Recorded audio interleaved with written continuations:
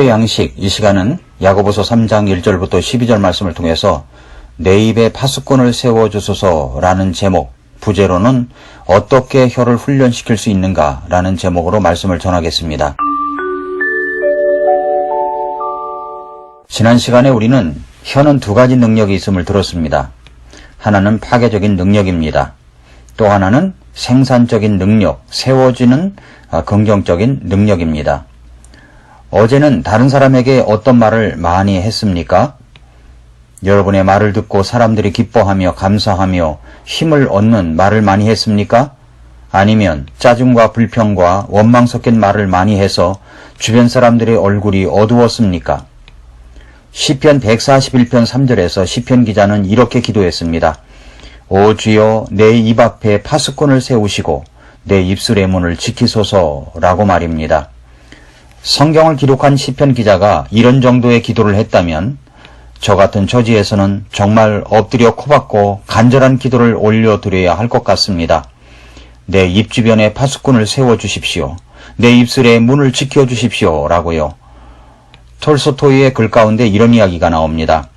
자기 집에서 일하던 두 종이 하루는 서로 싸우고 있었습니다.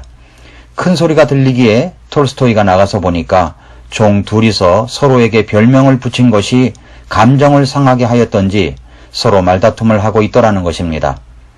좀 홀쭉하게 생긴 종이 뚱뚱하게 생긴 종에게 곰이라는 별명을 붙였습니다. 야, 곰! 우리도 별명으로 사람들을 부르는 경우가 있지 않습니까? 그러자 곧 뚱뚱하게 생긴 종이 홀쭉하게 생긴 종에게 원숭이라고 별명을 붙인 것입니다. 야, 곰! 야, 원숭이! 곰, 원숭이 하면서 서로 티격태격 언쟁을 합니다. 이 모습을 바라본 주인이 이런 말을 하였습니다. 그 홀쭉하게 생긴 종에게 상대방을 곰이라고 부르는 그 종에게 이렇게 말했습니다.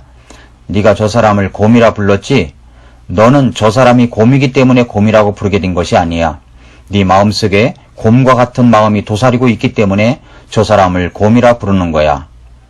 그리고 그 곰이란 별명을 가진 뚱뚱한 종에게 상대방을 원숭이라고 부르는 그 종에게 이렇게 또 말했습니다. 네가 저 사람을 원숭이라고 불렀지? 네가 그렇게 부른 것은 네가 원숭이 같은 마음이 있기 때문에 저 사람이 원숭이처럼 보여진 거야 라고 말했답니다. 여기서 우리가 깨닫게 되는 것이 무엇입니까? 내 마음의 상태에 따라 그 사람을 보게 되는데 우리가 어떤 시각으로 보느냐에 따라 그 사람을 헐뜯을 수도 있고 격려할 수도 있는 것입니다. 예수님께서는 마태복음 15장 18절에서 입에서 나오는 것들은 마음에서 나오는데 이것이야말로 사람을 더럽게 한다고 하셨습니다. 그러므로 우리는 우리의 혀를 훈련시켜야 합니다. 우리가 쓰는 방법으로는 어찌할 수가 없습니다. 하나님의 은혜와 능력으로만 가능합니다.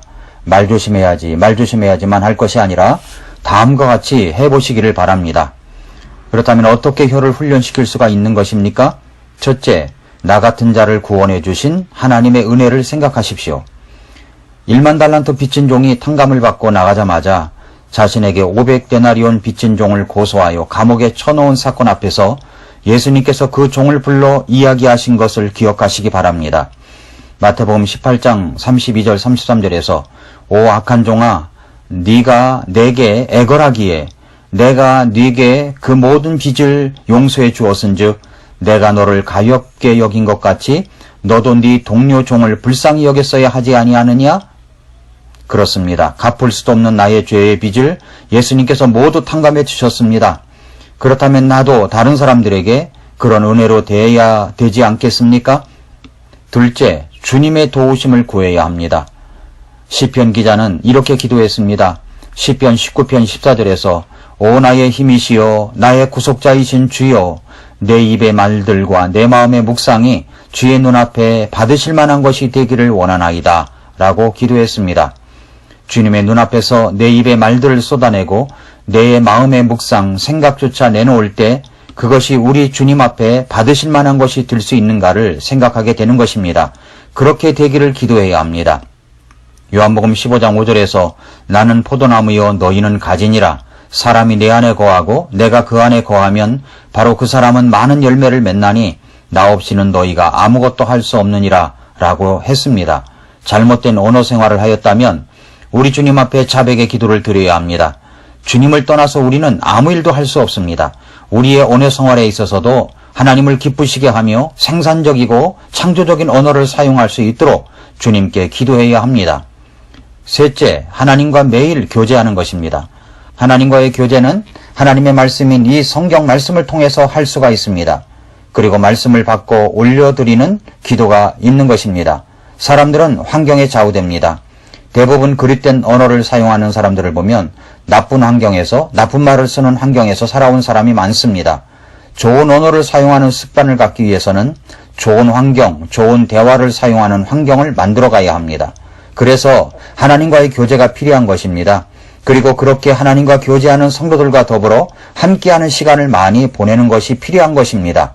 초대교회 당시 성도들도 그렇게 했습니다. 사도행전 2장 42절을 보면 그들이 흔들리지 아니하며 사도들의 교리와 교제 안에 머물고 빵을 떼며 기도하더라 라고 말씀했습니다. 여러분은 배지밀이 무엇인지 아십니까? 아마도 모르는 사람은 거의 없을 것입니다. 우리가 우유다음으로 잘 먹는 것이 있다면 아마도 배지밀일 것입니다. 그런데 이 배지밀이 언제부터 판매가 되었을까요? 배지밀을 판매하는 회사인 정식품의 정재원 회장님은 지난 1937년 최연소로 의사고시에 합격하여 당시의 명동의 성모병원에서 소아청소년과 의사로 있었습니다. 그런데 그 당시에 한 달에만 몇 번씩 원인 모를 병으로 실려온 어린아이들이 있었는데 병원에서는 그 병을 치료하지도 못하고 죽는 일이 일어났습니다. 치료하는 법도 모를 뿐 아니라 병 이름조차도 몰랐습니다. 이런 모습을 보면서 그 당시 의사로서 정재원 회장님은 무척이나 답답하고 안타까웠다고 합니다. 병 이름조차 모르니 치료하는 것은 엄두도 나지 않던 시기였습니다. 그러다가 정재원 회장님이 외국으로 유학을 떠나게 되었습니다. 그런데 그곳에서 1965년 미국 유학 중에 새로 나온 의학서적을 보다가 한국에서 병명조차 모르고 죽어가던 그 아이들이 앓았던 그 병의 이름을 발견하게 되었습니다. 그 병의 이름은 유당불내증이라는 병이었습니다. 아이들이 앓았던 그 병의 이름을 발견하게 되었습니다. 저도 그런 적이 있습니다만은 우유나 유제품만 먹으면 속이 더부룩하고 화장실을 자주 가야 하는 사람들이 있습니다. 이런 사람들이 유당불내증을 앓고 있는 것입니다. 이것은 유당, 젖당을 소화시키는데 꼭 필요한 소화요소인 유당분해 요소가 몸속에 부족한 사람들이 유당을 적절하게 소화시킬 수 없기 때문에 나타나는 증상입니다. 그 당시에 아이들이 젖을 주고 우유를 주었을 텐데 그 속에 들어간 유당이 결정적 원인이었습니다. 요즘에는 이 병이 흔히 알려진 병이었지만 전문적인 지식이 모자랐던 그 당시에는 지속되는 설사로 인해 많은 아이들이 탈수 증상을 보이며 죽고 말았던 것입니다. 이에 정재원 회장님은 유당을 제거한 영양식을 개발하겠다고 마음을 먹었습니다. 정재원 회장님은 어떻게 하면 유당을 제거한 영양식을 줄 수 있을까를 고민하여 연구하다가 어릴 적에 늘 어머니가 해주시던 것 중에 콩국을 떠올렸습니다. 그 콩으로 된 유액을 만들었는데 그것이 아이들에게 효과가 있었습니다. 이 소문은 삽시간에 퍼져나갔습니다. 정 회장님의 병원은 그 콩으로 만든 유액을 만들어 팔라는 부모들로 문전성시를 이루었습니다. 만들어도 한계가 있어서 그 수요를 감당하기가 어려웠습니다. 그래서 정 회장님은 1973년 57세의 나이에 그 콩으로 만든 유액을 만드는 공장을 세우고 그 이름을 배지밀이라고 불렀습니다. 그래서 배지밀이 나오게 된 것입니다. 제가 왜 이 배지밀 이야기를 합니까? 병도 고치고 몸도 좋게 만드는 이 배지밀처럼 우리의 영과 혼을 건강하게 만드는 양식인 이 하나님의 말씀을 듣고 읽고 공부하면서 우리 주님과 교제하는 시간을 가져야 한다는 것을 말씀드리는 것입니다. 왜 사람들이 다른 사람을 깎아내리고 험담을 하고 모멸을 주는 것입니까? 그만큼 내 속이 비어있기 때문입니다. 찬 것이 있다면 부정적인 요소들입니다. 제가 지난주에 읽었던 책 가운데 지금은 품절되어 나오지 않는 2007년도 나온 책인 아이의 손을 놓지 마라 라는 책을 읽었습니다. 그 책에서 핵심 내용은 애착과 또래 지향성이라는 말이었습니다. 또래 지향성이란 말은 또래끼리 그렇게 잘 뭉쳐다니고 강력한 집단을 형성하느라 부모님의 이야기도 주변의 이야기도 듣지 않은 아이들을 말합니다.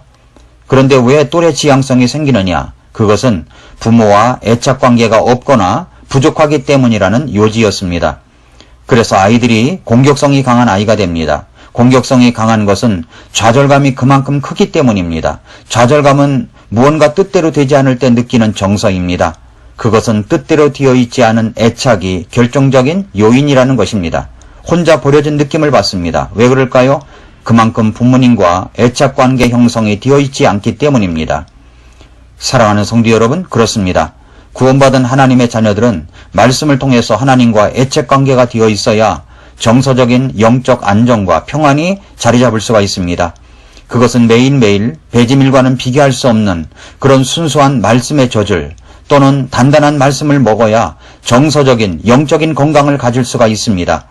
그렇게 될 때 우리는 말을 할 때 그 쌓여진 말씀의 내공이 있어서 사람들의 마음을 달달하게 만들고 따뜻하게 만드는 단맛의 언어, 따뜻한 언어가 나오게 되는 것입니다.